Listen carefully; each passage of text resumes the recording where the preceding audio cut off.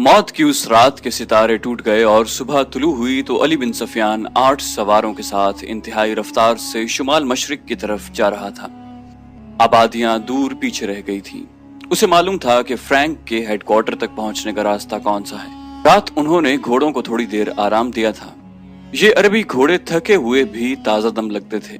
दूर उफक पर खजूर के चंद एक दरख्तों में अली को 2 घोड़े जाते नजर आए। उसने अपनी पार्टी को रास्ता बदलने और ओट में होने के लिए टीलों के साथ साथ हो जाने को कहा। वो सहरा का राजदान था, भटकने का अंदेशा नहीं था। उसने रफ्तार और तेज कर दी। अगले 2 सवारों और उसकी पार्टी में कमोबेश 4 मील का फासला था। ये फासला तय हो गया मगर घोड़े थक गए। वो जब खजूरों के दरख्तों तक पहुंचे तो 2 सवार कोई 2 मील दूर मिट्टी की एक पहाड़ी के साथ साथ जा रहे थे। उनके घोड़े भी शायद थक गए थे। दोनों सवार उतरे और नजरों से ओझल हो गए। वो पहाड़ी की ओट में बैठ गए हैं, अली बिन सफियान ने कहा और रास्ता बदल लिया। फासला कम होता गया और जब फासला चंद 100 गज रह गया तो दोनों सवार ओट से सामने आए। उन्होंने घोड़ों के सरपट दौड़ने का शोर सुन लिया था। वो दौड़ कर गायब हो गए। अली बिन सफियान ने घोड़े को ईड़ लगाई। थके हुए घोड़े ने वफादारी का सबूत दिया और रफ्तार तेज कर दी। बाकी घोड़े भी तेज हो गए। पहाड़ी के अंदर गए तो दोनों सवार वहां से जा चुके थे मगर दूर नहीं गए थे। वो शायद घबरा भी गए थे। आगे रेतली चट्टानें थी, उन्हें रास्ता नहीं मिल रहा था। कभी दाएं जाते कभी बाएं। अली बिन सफियान ने अपने घोड़े एक सफ में फैला दिए और भागने वालों से 100 गज दूर जा पहुंचा। एक तीरंदाज ने दौड़ते घोड़े से तीर चलाया जो एक घोड़े की अगली टांग में लगा। घोड़ा बेकाबू हो गया। थोड़ी सी और भाग दौड़ के बाद वो दोनों घेरे में आ गए और उन्होंने हथियार डाल दिए। उन्होंने झूठ बोला, अपने आप को ताजिर कहा, लेकिन तलाशी ली गई तो पैगाम मिल गया जो नाजी ने उन्हें दिया था। दोनों को हिरासत में ले लिया गया। घोड़ों को आराम का वक्त दिया गया और ये पार्टी वापस हुई। सलाहुद्दीन अय्यूबी बेताबी से इंतजार कर रहा था। दिन गुजर गया, रात भी गुजरती जा रही थी। आधी रात गुजर गई। अय्यूबी लेट गया और उसकी आंख लग गई। शहर के वक्त दरवाजे पर हल्की सी दस्तक से उसकी आंख खुल गई। दौड़कर दरवाजा खोला। अली बिन सफियान खड़ा था। उसके पीछे उसके 8 सवार और 2 कैदी खड़े थे। अली और कैदियों को सलाहुद्दीन अय्यूबी ने सोने के कमरे में ही बुला लिया और अली से नाजी का पैगाम लेकर पढ़ने लगा। पहले तो उसके चेहरे का रंग पीला पड़ गया, फिर जैसे यकलख्त खून जोश मारकर उसके चेहरे और आंखों में चढ़ गया हो। नाजी का पैगाम खासा तवील था। उसने सलीबियों के एक बादशाह फ्रैंक को लिखा था कि वो फुला दिन और फुला वक्त यूनानियों, रूमियों और दीगर सलीबियों की बहरिया से बहिरा रोम की तरफ से मिस्र में फौजें उतार कर हमला कर दे। हमले की इतला मिलते ही 50,000 सूडानी फौज अमीर मिस्र के खिलाफ बगावत कर देगी। मिस्र की नई फौज हमले और बगावत का बैक वक्त मुकाबला करने के काबिल नहीं। इसके इवज नाजी ने तमाम तर मिस्र या मिस्र के बड़े हिस्से की हुक्मरानी की शर्त पेश की थी। सलाहुद्दीन अय्यूबी ने पैगाम ले जाने वाले दोनों सवारों को तहखाने की कैद में डाल दिया और उसी वक्त अपनी नई फौज का दस्ता भेजकर नाजी और उसके 3 नायबीन को उनके मकानों में नजरबंद करके पहरा लगा दिया। नाजी के हरम की तमाम औरतें आजाद कर दी गईं। उसके जाती खजाने को सरकारी खजाने में डाल दिया गया और सारी कार्रवाई खुफिया रखी गई। सलाहुद्दीन अय्यूबी ने अली बिन सफियान की मदद से नाजी के उस खत में जो पकड़ लिया गया था, हमले की तारीख को मिटाकर अगली तारीख लिख दी। 2 ज़हीन आदमियों को ये पैगाम देकर शाह फ्रैंक की तरफ रवाना कर दिया गया। उन आदमियों को ये जाहिर करना था कि वो नाजी के पैगंबर हैं। उन्हें रवाना करके इस सूडानी फौज को मिस्री फौज में मदगम करने का हुक्म रोक लिया। 8वें रोज पैगंबर वापस आ गए। वो नाजी का पैगाम दे आए और फ्रैंक का जवाब नाजी के नाम ले आए थे। फ्रैंक ने लिखा था कि हमले की तारीख से 2 दिन पहले सूडानी फौज बगावत कर दे ताकि सलाहुद्दीन अय्यूबी को सलीबियों का हमला रोकने की होश ही न रहे। अली बिन सफियान ने सलाहुद्दीन अय्यूबी की इजाजत से इन 2 पैगंबरों को नजरबंद कर दिया। ये बाइज्जत नजरबंदी थी जिसमें उन दोनों के आराम और बेहतरीन खुराक वगैरह का खुसूसी इंतजाम किया गया था। ये एक एहतियाती तदबीर थी ताकि ये राज फाश न हो जाए। सलाहुद्दीन अय्यूबी ने बहिरा रोम के साहिल पर उन मकामात पर अपनी फौज को छुपा दिया जहां सलीबियों की बहरिया को लंगर अंदाज होना और फौजें उतारनी थी। उसने उन मकामात से दूर अपनी बहरिया भी छुपा दी। हमले में अभी कुछ दिन बाकी थे। एक मौरिख सिराजुद्दीन ने लिखा है कि सूडानी फौज ने सलीबियों के हमले से पहले ही बगावत करके जो सलाहुद्दीन अय्यूबी ने ताकत से नहीं बल्कि डिप्लोमेसी और हुस्न सलूक से दबा ली। बगावत की नाकामी की एक वजह यह भी थी कि बागियों को अपना सालार नाजी कहीं नजर नहीं आ रहा था और उसका कोई नायब भी सामने न आया। وہ سب قید میں تھے، مگر ایک اور مورخ ہتاچی لکھتا ہے کہ سوڈانی فوج نے حملے کے بہت بعد بغاوت کی تھی۔ تاہم یہ دونوں مورخ باقی واقعات پر متفق نظر آتے ہیں۔ دونوں نے لکھا ہے کہ صلاح الدین ایوبی نے ناجی اور اس کے نائبین کو قید میں سزائے موت دے کر رات کے وقت گمنام قبروں میں دفن کرا دیا تھا۔ ان دونوں مورخوں نے اور تیسرے مورخ لین پال نے بھی صلیبیوں کی بحریہ کے اعداد و شمار ایک ہی جیسے لکھے ہیں۔ وہ لکھتے ہیں کہ خط میں دی ہوئی تاریخ کے عین مطابق صلیبیوں کی بحریہ، جس میں فرینک کی، یونان کی، رومیوں کی اور سسلی کی بحریہ شامل تھی، متحدہ کمان میں بحیرہ روم میں نمودار ہوئیں۔ مورخوں کے اعداد و شمار کے مطابق جنگی جہازوں کی تعداد 150 تھی۔ اس کے علاوہ 12 جنگی جہاز بہت بڑے تھے، ان میں مصر میں اتارنے کے لیے فوج تھی۔ اس فوج کا صلیبی کمانڈر ایملرک تھا۔ جن بادبانی کشتیوں میں رسد تھی ان کی تعداد کا صحیح اندازہ نہیں کیا جا سکا۔ جہاز 2 قطاروں میں آ رہے تھے۔ صلاح الدین ایوبی نے دفاع کی کمان اپنے پاس رکھی۔ اس نے صلیبیوں کی بحریہ کو ساحل کے قریب آنے دیا۔ سب سے پہلے بڑے جہاز لنگر انداز ہوئے۔ اچانک ان پر آگ برسنے لگی۔ یہ منجنیقوں سے پھینکی ہوئی مشلیں تھیں اور آگ کے گولے اور ایسے تیر بھی تھے جن کے پچھلے حصے جلتی ہوئی مشلوں کے مانند تھے۔ مسلمانوں کی برسائی ہوئی اس آگ نے جہازوں اور کشتیوں کے بادبانوں کو آگ لگا دی۔ جہاز لکڑی کے بنے ہوئے تھے، فوراً جل اٹھے۔ ادھر سے مسلمانوں کے چھپے ہوئے جہاز آ گئے، انہوں نے بھی آگ ہی برسائی۔ یوں معلوم ہوتا تھا جیسے بحیرہ روم جل رہا ہو۔ صلیبیوں کے جہاز رخ موڑ کر ایک دوسرے سے ٹکرانے اور ایک دوسرے کو جلانے لگے۔ ان میں سے صلیبی فوج سمندر میں کود گئی۔ ان میں سے جو سپاہی ساحل کی طرف آئے وہ سلطان ایوبی کے تیر اندازوں کا نشانہ بنے۔ ادھر نور الدین زنگی نے شاہ فرینک کی سلطنت پر حملہ کر دیا۔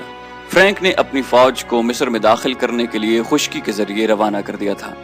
فرینک صلیبیوں کی بحریہ کے ساتھ تھا۔ اسے اپنے ملک پر حملے کی اطلاع ملی تو بڑی مشکل سے جان بچا کر اپنے ملک میں پہنچا، مگر وہاں کی دنیا ہی بدل گئی تھی۔ بحیرہ روم میں صلیبیوں کا متحدہ بیڑا نظر آتش ہو گیا اور فوج جل کر اور ڈوب کر ختم ہو گئی۔ صلیبیوں کا ایک کمانڈر ایملرک بچ گیا۔ اس نے ہتھیار ڈال کر صلح کی درخواست کی جو بہت بڑی رقم کے عوض منظور کر لی گئی۔ یونانیوں اور سسلی والوں کے کچھ جہاز بچ گئے تھے۔ صلاح الدین ایوبی نے انہیں اپنے جہاز واپس لے جانے کی اجازت دے دی، مگر راستے میں ایسا طوفان آیا کہ تمام تر بچے کچھے جہاز غرق ہو گئے۔ 19 دسمبر 1169 کے روز صلیبیوں نے اپنی شکست پر دستخط کیے اور صلاح الدین ایوبی کو تاوان ادا کیا۔ بیشتر مورخین اور ماہرین حرب و ضرب نے صلاح الدین ایوبی کی اس فتح کا صحرا اس کی انٹیلیجنس سروس کے سر باندھا ہے۔ رقاصہ زکوئی کا ذکر اس دور کے ایک مراکشی واقع نگار اسد الاسدی نے کیا ہے، اور علی بن سفیان کا تعارف بھی اسی واقع نگار کی تحریر سے ہوا ہے۔ یہ صرف ابتدا تھی۔ صلاح الدین ایوبی کی زندگی پہلے سے زیادہ خطروں میں گھر گئی۔ صلیبیوں کے بحری بیڑے اور افواج کو بحیرہ روم میں غرق کر کے صلاح الدین ایوبی ابھی مصر کے ساحلی علاقے میں ہی موجود تھا۔ 7 دن گزر گئے تھے۔ صلیبیوں سے تاوان وصول کیا جا چکا تھا، مگر بحیرہ روم ابھی تک بچے کچے بحری جہازوں کو، کشتیوں کو نگل اور انسانوں کو اگل رہا تھا۔ صلیبی ملاح اور سپاہ جلتے جہازوں سے سمندر میں کود گئی تھی۔ دور سمندر کے وسط میں 7 روز بعد بھی چند ایک جہازوں کے بادبان پھڑپھڑاتے نظر آتے تھے۔ ان میں کوئی انسان نہیں تھا۔ پھٹے ہوئے بادبانوں نے جہازوں کو سمندر کے رحم و کرم پر چھوڑ دیا تھا۔ صلاح الدین ایوبی نے ان کی تلاشی کے لیے کشتیاں روانہ کر دی تھیں اور ہدایت دی تھی کہ اگر کوئی جہاز یا کشتی کام کی ہو تو وہ رسیوں سے گھسیٹ لائیں، اور جو اس قابل نہ ہو ان میں سے سامان اور کام کی دیگر چیزیں نکال لائیں۔ کشتیاں چلی گئی تھیں اور جہازوں سے سامان لایا جا رہا تھا۔ ان میں زیادہ تر اسلحہ اور کھانے پینے کا سامان تھا یا لاشیں۔ سمندر میں لاشوں کا یہ عالم تھا کہ لہریں انہیں اٹھا اٹھا کر ساحل پر پٹک رہی تھی۔ ان میں کچھ تو جلی ہوئی تھیں اور کچھ مچھلیوں کی کھائی ہوئی۔ بہت سی ایسی تھی جن میں تیر پیوست تھے۔ صلاح الدین ایوبی نے صلیبیوں کے تیروں، نیزوں، تلواروں اور دیگر اسلحے کا معائنہ بڑی غور سے کیا تھا اور انہیں اپنے اسلحے کے ساتھ رکھ کر مضبوطی اور مار کا مقابلہ کیا تھا۔ زندہ لوگ بھی تختوں اور ٹوٹی ہوئی کشتیوں پر تیرتے ابھی تک سمندر سے باہر آ رہے تھے۔ ان بھوکے پیاس سے تھکے اور ہارے ہوئے لوگوں کو لہریں جہاں کہیں ساحل پر پھینکتی تھی، وہ وہیں نڈھال ہو کر گر پڑتے اور مسلمان انہیں پکڑ لاتے۔ ساحل کی میلوں لمبائی میں یہی عالم تھا۔ سلطان ایوبی نے اپنی سپاہ کو مصر کے سارے ساحل پر پھیلا دیا تھا۔ اور انتظام کیا تھا کہ جہاں بھی کوئی قیدی سمندر سے نکلے اسے وہیں خشک کپڑے اور خوراک دی جائے، اور جو زخمی ہوں ان کی مرہم پٹی بھی وہیں ہو جائے۔ اس اہتمام کے بعد قیدیوں کو ایک جگہ جمع کیا جا رہا تھا۔ صلاح الدین ایوبی گھوڑے پر سوار ساحلی علاقے میں گھوم پھر رہا تھا۔ وہ اپنے خیمے سے کوئی 2 میل دور نکل گیا۔ آگے چٹانی علاقہ تھا، چٹانوں کی ایک سمت سمندر اور عقب میں صحرا تھا۔ یہ سرسبز صحرا تھا جہاں کھجور کے علاوہ دوسری اقسام کے صحرائی درخت اور جھاڑیاں تھیں۔ صلاح الدین ایوبی گھوڑے سے اترا اور پیدل چٹانوں کے دامن میں چل پڑا۔ محافظ دستے کے 4 سوار اس کے ساتھ تھے۔ اس نے اپنا گھوڑا محافظوں کے حوالے کیا اور انہیں وہیں ٹھہرنے کو کہا۔ اس کے ساتھ 3 سالار تھے، ان میں اس کا رفیق خاص بہاؤالدین شداد بھی تھا۔ وہ اس مارکے سے ایک ہی روز پہلے عرب سے اس کے پاس آیا تھا۔ انہوں نے بھی گھوڑے محافظوں کے حوالے کیے اور سلطان کے ساتھ ساتھ چلنے لگے۔ موسم سرد تھا، سمندر میں تلاطم نہیں تھا، لہریں آتی تھیں اور چٹانوں سے دور ہی واپس چلی جاتی تھی۔ ایوبی ٹہلتے ٹہلتے دور نکل گیا اور محافظ دستوں کی نظروں سے اوجھل ہو گیا۔ اس کے آگے پیچھے اور بائیں طرف اونچی نیچی چٹانیں اور دائیں طرف ساحل کی ریت تھی۔ وہ ایک چٹان پر کھڑا ہو گیا جس کی بلندی 2-2.5 گز تھی۔ اس نے بحیرہ روم کی طرف دیکھا۔ یوں معلوم ہوتا تھا جیسے سمندر کی نیلاہٹ سلطان ایوبی کی آنکھوں میں اتر آئی ہو۔ اس کے چہرے پر فتح و نصرت کی مسرت تھی اور اس کی گردن کچھ زیادہ ہی تن گئی تھی۔ اس نے ناک سکیڑ کر کپڑا ناک پر رکھ لیا، بولا کس قدر تعفن ہے۔ اس کی اور سالاروں کی نظریں ساحل پر گھومنے لگیں، پھڑ پھڑانے کی آوازیں سنائی دیں، پھر ہلکی ہلکی چیخیں اور سیٹیاں سنائی دیں۔ اوپر سے 3-4 گدھ پر پھیلائے اترتے دکھائی دی اور چٹان کی اوٹ میں جدھر ساحل تھا اتر گئے۔ ایوبی نے کہا کہ لاشیں کھلی ہیں۔ اتر گیا تو 15-20 گز دور گدھ 3 لاشوں کو کھا رہے تھے۔ ایک گدھ ایک انسانی کھوپڑی پنجوں میں دبوچ کر اڑا اور جب فضا میں چکر کاٹا تو کھوپڑی اس کے پنجوں سے چھوٹ گئی اور صلاح الدین ایوبی کے سامنے آن گری۔ کھوپڑی کی آنکھیں کھلی ہوئی تھیں جیسے صلاح الدین ایوبی کو دیکھ رہی ہوں۔ چہرے اور بالوں سے صاف پتہ چلتا تھا کہ کسی صلیبی کی کھوپڑی ہے۔ ایوبی کچھ دیر کھوپڑی کو دیکھتا رہا، پھر اس نے اپنے سالاروں کی طرف دیکھا اور کہا، ان لوگوں کی کھوپڑیاں مسلمانوں کی کھوپڑیوں سے بہتر ہیں۔ ان کھوپڑیوں کا کمال ہے کہ ہماری خلافت عورت اور شراب کی نظر ہوتی جا رہی ہے۔ صلیبی چوہوں کی طرح سلطنت اسلامیہ کو ہڑپ کرتے چلے جا رہے ہیں، ایک سالار نے کہا، اور ہمارے بادشاہ انہیں جزیہ دے رہے ہیں۔ شداد نے کہا، فلسطین پر صلیبی قابض ہیں سلطان، کیا ہم امید رکھ سکتے ہیں کہ ہم فلسطین سے انہیں نکال سکیں گے؟ خدا کی ذات سے مایوس نہ ہو شداد۔ صلاح الدین نے کہا، ہم اپنے بھائیوں کی ذات سے مایوس ہو چکے ہیں۔ ایک سالار نے جواب دیا، تم ٹھیک کہتے ہو۔ سلطان ایوبی نے کہا، حملہ جو باہر سے ہوتا ہے اسے ہم روک سکتے ہیں۔ کیا تم میں سے کوئی سوچ بھی سکتا تھا کہ کفار کے اتنے بڑے بحری بیڑے کو تم اتنی تھوڑی طاقت سے نظر آتش کر کے ڈبو سکو گے؟ تم نے شاید اندازہ نہیں کیا تھا کہ اس بیڑے میں جو لشکر آ رہا تھا وہ سارے مصر پر مکھیوں کی طرح چھا جاتا۔ اللہ نے ہمیں ہمت دی اور ہم نے کھلے میدان میں نہیں بلکہ صرف گھات لگا کر اس لشکر کو سمندر کی تہ میں گم کر دیا۔ مگر میرے دوستو، حملہ جو اندر سے ہوتا ہے اسے تم اتنی آسانی سے نہیں روک سکتے۔ جب تمہارا اپنا بھائی تم پر وار کرے گا تو تم پہلے یہ سوچو گے کہ کیا تم پر واقعی بھائی نے وار کیا ہے۔ تمہارے بازو میں اس کے خلاف تلوار اٹھانے کی طاقت نہیں ہوگی۔ اگر تلوار اٹھاؤ گے اور اپنے بھائی سے تیغ آزمائی کرو گے تو دشمن موقع غنیمت جان کر دونوں کو ختم کر دے گا۔ وہ آہستہ آہستہ ساحل پر چٹان کے ساتھ چلا جا رہا تھا۔ چلتے چلتے رک گیا، جھک کر ریت سے کچھ اٹھایا اور ہتھیلی پر رکھ کر سب کو دکھایا۔ یہ ہتھیلی جتنی بڑی سلیب تھی جو سیاہ لکڑی کی بنی ہوئی تھی، اس کے ساتھ ایک مضبوط دھاگا تھا۔ اس نے ان لاشوں کے بکھرے ہوئے اعضاء کو دیکھا جنہیں گدھ کھا رہے تھے، پھر کھوپڑی کو دیکھا جو گدھ کے پنجوں سے اس کے سامنے گری تھی۔ وہ تیز تیز قدم اٹھاتا کھوپڑی تک گیا۔ 3 گدھ کھوپڑی کی ملکیت پر لڑ رہے تھے۔ صلاح الدین ایوبی کو دیکھ کر پرے چلے گئے۔ سلطان ایوبی نے سلیب کھوپڑی پر رکھ دی اور دوڑ کر اپنے سالاروں سے جا ملا۔ کہنے لگا، میں نے صلیبیوں کے ایک قیدی افسر سے باتیں کی تھی، اس کے گلے میں بھی سلیب تھی۔ اس نے بتایا کہ صلیبی لشکر میں جو بھرتی ہوتا ہے اس سے صلیب پر ہاتھ رکھ کر حلف لیا جاتا ہے کہ وہ صلیب کے نام پر جان کی بازی لگا کر لڑے گا اور وہ روئے زمین سے آخری مسلمان کو بھی ختم کر کے دم لے گا۔ اس حلف کے بعد ہر لشکری کے گلے میں صلیب ڈال دی جاتی ہے۔ یہ صلیب مجھے ریت سے ملی ہے، معلوم نہیں کس کی تھی، मैंने उस खोपड़ी पर रख दी है ताकि उसकी रूह सलीब के बगैर न रहे। उसने सलीब की खातिर जान दी है। सिपाही को सिपाही के हल्फ का एहतराम करना चाहिए। सुल्तान शद्दाद ने कहा, ये तो आपको मालूम है कि सलीबी यरूशलेम के मुसलमान बाशिंदों का कितना कुछ एहतराम कर रहे हैं। वहां से मुसलमान बीवी बच्चों को साथ लेकर भाग रहे हैं। हमारी बेटियों की आबरू लूटी जा रही है। हमारे कैदियों को उन्होंने अभी तक नहीं छोड़ा। मुसलमान जानवरों की सी जिंदगी बसर कर रहे हैं। क्या हम उन ईसाइयों से इंतकाम नहीं लेंगे?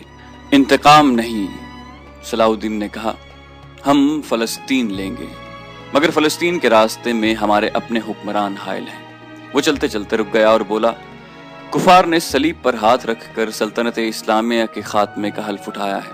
मैंने अपने अल्लाह के हुजूर खड़े होकर और हाथ अपने सीने पर रखकर कसम खाई है कि फलस्तीन जरूर लूंगा और सल्तनत इस्लामिया की सरहदें उफक तक ले जाऊंगा। मगर मेरे रफीको, मुझे अपनी तारीख का मुस्तकबिल कुछ रोशन नजर नहीं आता। एक वक्त था कि ईसाई बादशाह थे और हम जंगजू। अब हमारे बुजुर्ग बादशाह बनते जा रहे हैं और ईसाई जंगजू। दोनों कौमों का रुझान देखकर मैं कह रहा हूं कि एक वक्त आएगा जब मुसलमान बादशाह बन जाएंगे, मगर ईसाई उन पर हुकूमत करेंगे। मुसलमान इसी में बदमस्त रहेंगे कि हम बादशाह हैं, आजाद हैं, मगर वो आजाद नहीं होंगे। मैं फलस्तीन ले लूंगा, मगर मुसलमानों का रुझान बता रहा है कि वो फलस्तीन गंवा बैठेंगे। ईसाइयों की खोपड़ी बड़ी तेज है। 50,000 सूडानी लश्कर को कौन पाल रहा था? हमारी खिलाफत अपनी आस्तीन में नाजी नाम का सांप पालती रही है। मैं पहला अमीर मिस्र हूं जिसने देखा है कि ये लश्कर हमारे लिए न सिर्फ बेकार है बल्कि खतरनाक भी है। अगर नाजी का खत पकड़ा न जाता तो आज हम सब इस लश्कर के हाथों मारे जा चुके होते या इसके कैदी होते। अचानक हल्का सा जन्नाटा सुनाई दिया और एक तीर सलाहुद्दीन अय्यूबी के दोनों पांवों के दरमियान रेत में लगा। जिधर से तीर आया था उस तरफ सुल्तान अय्यूबी की पीठ थी। सालारों में से भी कोई उधर नहीं देख रहा था। सब ने बिदक कर उस तरफ देखा जिधर से तीर आया था। उधर नोकीली चट्टानें थीं। तीनों सालार और सलाहुद्दीन अय्यूबी दौड़कर एक ऐसी चट्टान की ओट में हो गए जो दीवार की तरह उमूदी थी। उन्हें तवक्को थी कि और भी तीर आएंगे। तीरों के सामने मैदान में खड़े रहना कोई बहादुरी नहीं। शद्दाद ने मुंह में उंगलियां रखकर जोर से सीटी बजाई। मुहाफिज दस्ता पाबरकाब था। उनके घोड़ों के सरपट टापू सुनाई दिए। उनके साथ ही तीनों सालार उस तरफ दौड़ पड़े जिस तरफ से तीर आया था। वो बिखर कर चट्टानों पर चढ़ गए। चट्टानें ज्यादा ऊंची नहीं थी। सलाहुद्दीन अय्यूबी भी उनके पीछे गया। एक सालार ने उसे देख लिया और कहा, सुल्तान आप सामने ना आए। मगर सुल्तान अय्यूबी रुका नहीं। मुहाफिज पहुंच गए। सलाहुद्दीन अय्यूबी ने उन्हें कहा, हमारे घोड़े यहीं छोड़ दो और चट्टानों के पीछे जाओ। उधर से एक तीर आया है, जो कोई नजर आए उसे पकड़ लाओ। सुल्तान अय्यूबी चट्टान के ऊपर गया तो उसे ऊंची नीची चट्टानें दूर दूर तक फैली हुई नजर आईं। वो अपने सालारों को साथ लिए पिछली तरफ उतर गया और हर तरफ घूम फिर कर और चट्टानों पर चढ़कर देखा। किसी इंसान का निशान तक नजर न आया। मुहाफिज चट्टानी इलाके के अंदर ऊपर और इधर उधर घोड़े दौड़ा रहे थे। सलाहुद्दीन अय्यूबी नीचे उतरकर वहां गया जहां रेत में तीर गड़ा हुआ था। उसने अपने रफीकों को बुलाया और तीर पर हाथ मारा। तीर गिर पड़ा। सुल्तान अय्यूबी ने कहा, दूर से आया है इसलिए पांव में लगा है, वरना गर्दन या पीठ में लगता। रेत में भी ज्यादा नहीं उतरा। उसने तीर उठाकर देखा और कहा, सलीबियों का है, हशीशीन का नहीं। एक सालार ने कहा, सुल्तान की जान खतरे में है। अय्यूबी हंस पड़ा और बोला, और हमेशा खतरे में रहेगी। मैं बहीरे रूम में कुफार की वो कश्तियां देखने निकला था जो मल्लाहों के बगैर डोल रही हैं। मगर मेरे अजीज दोस्तों, कभी ये न समझना कि सलीबियों की कश्ती डोल रही है। वो फिर आएंगे, घटाओं की तरह गरजते आएंगे और बरसेंगे भी, लेकिन वो जमीन के नीचे से और पीठ के पीछे से भी वार करेंगे। हमें अब सलीबियों से ऐसी जंग लड़नी है जो सिर्फ फौजें नहीं लड़ेंगी। मैं जंगी तरबियत में एक इजाफा कर रहा हूँ। ये फन हर्ब ज़र्ब का नया बाब है।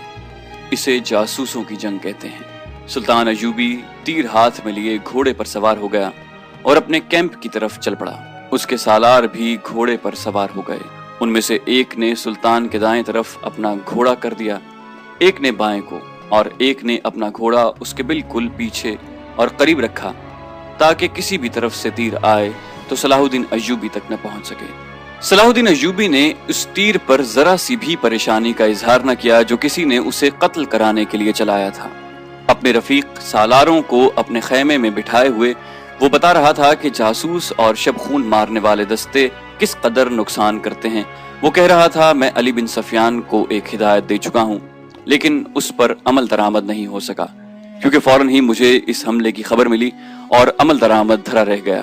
تم سب فوراً یوں کرو کہ اپنے سپاہیوں اور ان کے عہدیداروں میں سے ایسے افراد منتخب کرو جو دماغی اور جسمانی لحاظ سے مضبوط اور صحت مند ہوں، باریک بین، دور اندیش، قوت فیصلہ رکھنے والے، جانباز قسم کے آدمی چنو۔ میں نے علی کو ایسے آدمیوں کی جو صفات بتائی تھیں وہ سب سن لو۔ ان میں اونٹ کی مانند زیادہ سے زیادہ دن بھوک اور پیاس برداشت کرنے کی قوت ہو، چیتے کی طرح جھپٹنا جانتے ہوں، عقاب کی طرح ان کی نظریں تیز ہوں، خرگوش اور ہرن کی طرح دوڑ سکتے ہوں، مسلح دشمن سے ہتھیار کے بغیر بھی لڑ سکیں، ان میں شراب اور کسی دوسری نشہ آور چیز کی عادت نہ ہو، کسی لالچ میں نہ آئیں، عورت کتنی ہی حسین مل جائے اور زر و جواہرات کے انبار ان کے قدموں میں لگا دیے جائیں، وہ نظر اپنے فرض پر رکھیں۔ اپنے دوستوں اور ان کے کمانڈروں کو خاص طور پر ذہن نشین کرا دیں کہ عیسائی بڑی ہی خوبصورت اور جوان لڑکیوں کو جاسوسی کے لیے اور فوجوں میں بے اطمینانی پھیلانے کے لیے اور عسکریوں کو جذبے کے لحاظ سے بیکار کرنے کے لیے استعمال کر رہے ہیں۔ میں نے مسلمانوں میں یہ کمزوری دیکھی ہے کہ عورت کے آگے ہتھیار ڈال دیتے ہیں۔ میں مسلمان عورت کو ان مقاصد کے لیے دشمن کے علاقے میں کبھی نہیں بھیجوں گا۔ ہم عصمتوں کے محافظ ہیں، عصمتوں کو ہتھیار نہیں بنائیں گے۔ علی بن سفیان نے چند ایک لڑکیاں رکھی ہوئی ہیں، لیکن وہ مسلمان نہیں اور وہ عیسائی بھی نہیں، مگر میں عورت کا قائل نہیں۔ محافظ دستے کا کمانڈر خیمے میں آیا اور اطلاع دی کہ محافظ کچھ لڑکیوں اور آدمیوں کو ساتھ لائے ہیں۔ سلطان ایوبی باہر نکلا، اس کے تینوں سالار بھی ساتھ تھے۔ باہر 5 آدمی کھڑے تھے جن کے لمبے چغے، دستار اور ڈیل ڈول بتا رہی تھی کہ تاجر ہیں۔ ان کے ساتھ 7 لڑکیاں تھیں، 7 جوان تھیں اور ایک سے بڑھ کر ایک خوبصورت۔ ان محافظوں میں سے ایک نے جو سلطان پر تیر چلانے والے کی تلاش میں گئے تھے بتایا کہ انہوں نے تمام علاقہ چھان مارا، انہیں کوئی آدمی نظر نہیں آیا۔ دور پیچھے گئے تو یہ لوگ 3 اونٹوں کے ساتھ ڈیرا ڈالے ہوئے تھے۔ کیا ان کی تلاشی لی ہے؟ ایک سالار نے پوچھا۔ جی لی ہے، محافظ نے جواب دیا۔ یہ کہتے ہیں کہ تاجر ہیں، ان کا سارا سامان کھلوا کر دیکھا ہے، جامع تلاشی بھی لی ہے، ان کے پاس ان خنجروں کے سوا اور کوئی ہتھیار نہیں۔ اس نے 5 خنجر سلطان ایوبی کے قدموں میں رکھ دیے۔ ہم مراکش کے تاجر ہیں، ایک تاجر نے کہا، سکندریہ تک جائیں گے۔ 2 روز گزرے، ہمارا قیام یہاں سے 10 کوس پیچھے تھا۔ پرسوں شام یہ لڑکیاں ہمارے پاس آئیں، ان کے کپڑے بھیگے ہوئے تھے۔ انہوں نے بتایا کہ یہ سسلی کی رہنے والی ہیں۔ انہیں عیسائی فوج کا ایک کمانڈر گھروں سے پکڑ کر ساتھ لے آیا اور ایک بحری جہاز میں سوار کیا۔ ان کے ماں باپ غریب ہیں۔ یہ کہتی ہیں کہ بے شمار جہاز اور کشتیاں چل پڑیں۔ لڑکیوں والے جہاز میں چند اور کمانڈر قسم کے آدمی تھے اور ان کی فوج بھی تھی۔ وہ سب ان لڑکیوں کے ساتھ شراب پی کر عیش و عشرت کرتے رہے۔ اس ساحل کے قریب آئے تو جہازوں پر آگ کے گولے گرنے لگے۔ تمام لوگ جہازوں سے سمندر میں کودنے لگے۔ ان لڑکیوں کو انہوں نے ایک کشتی میں بٹھا کر جہاز سے سمندر میں اتار دیا۔ یہ بتاتی ہیں کہ انہیں کشتی چلانی نہیں آتی تھی۔ کشتی سمندر میں ڈولتی اور بھٹکتی رہی، پھر ایک روز خود ہی ساحل سے آ لگی۔ ہمارا قیام ساحل کے ساتھ تھا۔ یہ ہمارے پاس آ گئیں، بہت ہی بری حالت میں تھی۔ ہم نے انہیں پناہ میں لے لیا۔ انہیں ہم دھتکار تو نہیں سکتے تھے، ہمیں کچھ سمجھ نہیں آ رہی تھی کہ ان کا کیا کریں۔ پچھلے پڑاؤ سے یہاں تک انہیں ساتھ لائے ہیں۔ یہ سوار آ گئے اور ہمارے سامان کی تلاشی لینے لگے۔ ہم نے ان سے تلاشی کی وجہ پوچھی تو انہوں نے بتایا کہ سلطان صلاح الدین امیر مصر کا حکم ہے۔ ہم نے ان کی منت سماجت کی کہ ہمیں اپنے سلطان کے حضور لے چلو۔ ہم عرض کریں گے کہ ان لڑکیوں کو اپنی پناہ میں لے لیں۔ ہم سفر میں ہیں، انہیں کہاں کہاں لیے پھریں گے۔ لڑکیوں سے پوچھا تو وہ سسلی کی زبان بول رہی تھیں اور وہ ڈری ڈری سی لگتی تھی۔ ان میں سے 2-3 اکٹھی ہی بولنے لگیں۔ صلاح الدین ایوبی نے تاجروں سے پوچھا کہ ان کی زبان کوئی سمجھتا ہے۔ ایک نے بتایا کہ صرف میں سمجھتا ہوں۔ یہ التجا کر رہی ہیں کہ سلطان انہیں پناہ میں لے لے۔ کہتی ہیں کہ ہم تاجروں کے قافلے کے ساتھ نہیں جائیں گی، کہیں ایسا نہ ہو کہ راستے میں ڈاکو ہمیں اٹھا کر لے جائیں۔ ادھر جنگ بھی ہو رہی ہے، ہر طرف عیسائیوں اور مسلمانوں کے سپاہی بھاگتے دوڑتے پھر رہے ہیں۔ ہمیں سپاہیوں سے بہت ڈر لگتا ہے۔ ہمیں جب گھروں سے اٹھایا گیا تو ہم سب کنواری تھی۔ ان فوجیوں نے بحری جہاز میں ہمیں طوائفیں بنا دیا۔ ایک لڑکی نے کچھ کہا تو اس کی زبان جاننے والے تاجر نے سلطان ایوبی سے کہا، یہ کہتی ہے کہ ہمیں مسلمان کے بادشاہ تک پہنچا دو، ہو سکتا ہے کہ اس کے دل میں رحم آ جائے۔ ایک اور لڑکی بول پڑی، اس کی آواز رندھیائی ہوئی تھی۔ تاجر نے کہا کہ یہ کہتی ہے کہ ہمیں عیسائی سپاہیوں کے حوالے نہ کیا جائے۔ میں مسلمان ہو جاؤں گی بشرطے کہ کوئی اچھی حیثیت والا مسلمان میرے ساتھ شادی کر لے۔ 2-3 لڑکیاں پیچھے کھڑی منہ چھپانے کی کوشش کر رہی تھیں۔ ان کے چہروں پر گھبراہٹ تھی، بات کرتے شرماتی یا ڈرتی تھی۔ صلاح الدین ایوبی نے تاجر سے کہا، انہیں کہو کہ یہ عیسائیوں کے پاس نہیں جانا چاہتی، ہم انہیں اسلام قبول کرنے پر مجبور نہیں کر سکتے۔ یہ لڑکی جو کہہ رہی ہے کہ مسلمان ہو جائے گی بشرطے کہ کوئی مسلمان اس کے ساتھ شادی کر لے، اسے کہو کہ میں اس کی پیشکش قبول نہیں کر سکتا کیونکہ یہ خوف اور مجبوری کے عالم میں اسلام قبول کرنا چاہتی ہے۔ انہیں بتاؤ کہ انہیں مجھ پر اعتماد ہے تو میں انہیں اسلام کی بیٹیوں کی طرح پناہ میں لیتا ہوں۔ اپنے دارالحکومت میں جا کر یہ انتظام کر دوں گا کہ انہیں عیسائی راہبوں یا کسی پادری کے پاس بھجوا دوں۔ پادری یروشلم میں ہوں گے۔ دوسری صورت یہ ہے کہ جب عیسائی قیدیوں کو آزاد کیا جائے گا تو میں کوشش کروں گا کہ ان کی شادیاں قابل اعتماد اور اچھی حیثیت کے قیدیوں کے ساتھ کر دوں۔ انہیں یہ بھی بتا دو کہ کسی مسلمان کو ان سے ملنے کی اجازت نہیں ہوگی اور نہ انہیں اجازت ہوگی کہ کسی مسلمان سے ملیں۔ ان کی ضروریات اور عزت کا خیال کیا جائے گا۔ تاجر نے لڑکیوں کو ان کی زبان میں سلطان ایوبی کی ساری باتیں بتائیں تو ان کے چہروں پر رونق آ گئی، وہ ان شرائط پر رضامند ہو گئیں۔ تاجر شکریہ ادا کر کے چلے گئے۔ صلاح الدین ایوبی نے لڑکیوں کے لیے الگ خیمہ لگانے اور خیمے کے باہر ہر وقت ایک سنتری موجود رہنے کا حکم دیا۔ وہ خیمے کی جگہ بتانے ہی لگا تھا کہ 6 صلیبی قیدی سلطان ایوبی کے سامنے لائے گئے۔ وہ بہت ہی بری حالت میں تھے، ان کے کپڑے بھیگے ہوئے تھے، کپڑوں پر خون بھی تھا، ریت بھی۔ ان کے چہرے لاشوں کی مانند تھے۔ ان کے متعلق بتایا گیا کہ 1.5-2 میل دور ساحل پر بے سدھ پڑے تھے، وہ ٹوٹی ہوئی کشتی پر تیر رہے تھے۔ ایک دن کشتی پانی بھر جانے سے ڈوب گئی، یہ سب تیر کر ساحل تک پہنچے۔ کشتی میں 22 آدمی سوار ہوئے تھے، صرف یہ 6 زندہ بچے، ان سے چلا نہیں جاتا تھا۔ یہ صلیبی لشکر کے سپاہی تھے، یہ سب دھڑام سے بیٹھ گئے۔ ان میں سے ایک چہرے مہرے سے لگتا تھا کہ معمولی سپاہی نہیں ہے، وہ کراہ رہا تھا، اس کے کپڑوں پر خون کا ایک دھبا بھی نہ تھا، مگر زخمیوں سے زیادہ تکلیف میں معلوم ہوتا تھا۔ اس نے 7 لڑکیوں کو غور سے دیکھا اور پھر کراہنے لگا۔ یہ صلاح الدین ایوبی کا حکم تھا کہ ہر ایک قیدی اسے دکھایا جائے۔ چونکہ قیدی ابھی تک سمندر سے بچ کر نکل رہے تھے، اس لیے ہر ایک قیدی سلطان ایوبی کے سامنے لایا جاتا تھا۔ اس نے ان قیدیوں کو بھی دیکھا، کسی سے کوئی بات نہ کی، البتہ اس قیدی کو جو سب سے زیادہ کراہ رہا تھا اور جس کے جسم پر کوئی زخم نہ تھا، سلطان نے غور سے دیکھا اور آہستہ سے اپنے سالاروں سے کہا، علی بن سفیان ابھی تک نہیں آیا۔ ان تمام قیدیوں سے جو اب تک ہمارے پاس آ چکے ہیں بہت کچھ پوچھنا ہے، ان سے معلومات لینی ہے۔ اس نے اس قیدی کی طرف دیکھ کر کہا، یہ آدمی کمانڈر معلوم ہوتا ہے، اسے نظر میں رکھنا اور جب علی بن سفیان آئے تو اسے کہنا کہ یہ اس سے تفصیلی پوچھ گچھ کرے۔ معلوم ہوتا ہے اسے اندر کی چوٹیں آئی ہیں، شاید پسلیاں ٹوٹی ہیں۔ انہیں فوراً زخمی قیدیوں کے خیمے میں پہنچا دو، انہیں کھلاؤ پلاؤ اور ان کی مرہم پٹی کرو۔ قیدیوں کو اس طرف لے جایا گیا جس طرف زخمی قیدیوں کے خیمے تھے۔ لڑکیاں انہیں جاتا دیکھتی رہیں، پھر ان لڑکیوں کو بھی لے گئے۔